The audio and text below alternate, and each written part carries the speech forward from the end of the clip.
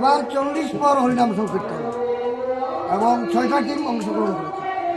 মহাপ্রসাদ শনিবার দিন 21 ফেব্রুয়ারি এবং মন্ত্রবিদায় 22 ফেব্রুয়ারি। পরম্পরাগত সিন্স 1999 থেকে আমরা এই কীর্তন শুরু হয়েছে, অদ্যাবধি সমান্তালে চলছে।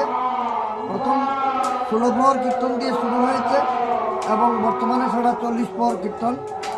মহাপ্রসাদের দিন প্রায় 10,000 মানুষ এখানে প্রসাদ গ্রহণ করে এবং বিপুল জনসমাবেশ ঘটে। উত্তর ত্রিপুরার একটা দ্বিতীয় সবচেয়ে বড় কীর্তন। আমরা আশা রাখি এই কীর্তন আগামী দিনে আরও বড় হবে। এখানের মানুষ অত্যন্ত ধর্মপ্রাণ এবং কৃষ্ণভক্ত, যার জন্য এখানের কীর্তন দিন দিন বৃদ্ধি পাচ্ছে, এই আমরা আশা রাখি।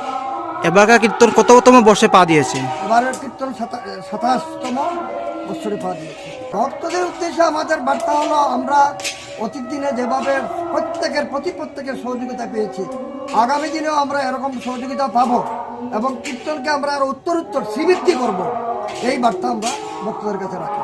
সবাই সহযোগিতা কামনা।